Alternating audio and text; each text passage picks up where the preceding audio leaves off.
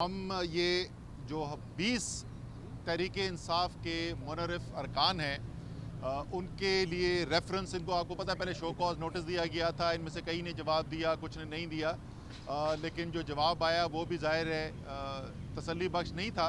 लेकिन उससे ज़्यादा अहम चीज़ ये कि उसके बाद से इनके जो एक्शंस हैं उससे ये साबित हुआ कि इन्होंने फ्लोर क्रॉसिंग की, ये फ्लोर क्रॉसिंग के मुर्तकिब हुए और पार्टी इन्होंने छोड़ दी।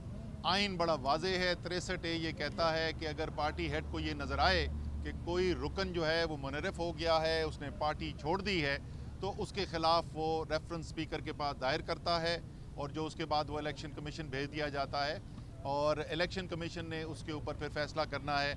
और अगर फ्लोर क्रॉसिंग हुई है तो डिस्क्वालिफिकेशन आइन के अंदर बनती है। आइन के अंदर वाज़े तौर पे ये नहीं लिखा हुआ कि इसकी सज़ा जो है वो कितने अरसे तक हो। आपको पता है इस वक्त हमारी 63A की एक पटिशन जो है वो सुप्रीम कोर्ट में लगी हुई है, सुप्रीम कोर्ट में उसकी हेयरिंग जारी है और हमारा मानना ये है कि ये जो डिस्क्वालिफिकेशन होगी ये ताहयात डिस्क्वालिफिकेशन होगी और ताकि पाकिस्तान के सियासी निज़ाम के अंदर जो हम सब समझते हैं पाकिस्तान में जमहूरी निज़ाम होना चाहिए, उस जमहूरी निज़ाम को मुस्तहकम करने के लिए बहुत ज़रूरी है कि जो वोट डालकर मेंबर जिसको भेजता है एक असेंबली के अंदर, पाकिस्तान का वोटर, उसके वोट के अंदर अमानत में ख़यानत ना हो। तो ये तो हम अब करने जा रहे हैं। दलील हो गई ये नाअहली के लिए आप स्पीकर को दे रहे हैं जो मुनर्रिफ अरकान जिन्होंने आप लोगों से गद्दारियाँ की हैं, इसको ज़रा क्लियर करें। देखें, असेंबली तो हो गई लेकिन असेंबली बर्खास्त तो कल हुई। हमारा मानना ये है और हमारे पास शवाहिद मौजूद हैं, जो शवाहिद मीडिया दिखा चुका है सारे पाकिस्तान को। हमने देखा कि किस तरीके से वीडियो पे पैगामात दिए गए, हमने देखा कि किस तरीके से सिंध हाउस के अंदर बंद करके उनको बिठाया गया, हमने देखा उसके बाद डिनर पे कौन खड़ा हुआ।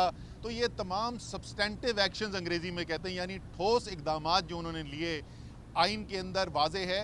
बार बार लोगों को बताता हूँ कि सिर्फ आइन के अंदर एक शेक ये नहीं कहती कि वोट ये 4 चीज़ों पे खिलाफ करोगे वज़ीर आज़म को, उससे पहले एक और शेक है और वो शेक ये कहती है कि अगर पार्टी का सरबराह इस नतीजे पर पहुँचे कि उसका कोई मेंबर जो है वो पार्टी छोड़ चुका है, मुनरफ हो चुका है, तो वो रेफरेंस भेज के उसको डिस्क्वालीफाई करवा सकता है। तो ये आइन का हिस्सा है जिसको हम फॉलो कर रहे हैं।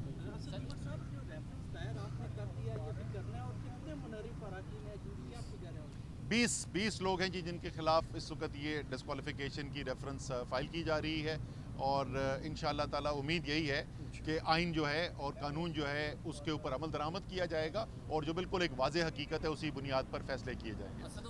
आइन में तो ये बिल्कुल वाज़ेह है कि कोई मेंबरान असम्बली जब वज़ीर आज़म के खिलाफ तहरीक अदम एतमाद में वोट कास्ट करे या फाइनेंस बिल में करे, तो अभी तो ये दोनों सूरतें आई थी, तो फिर किस तरह? नहीं सर, मैंने आपको ये बताया था, ये दूसरी शेक है।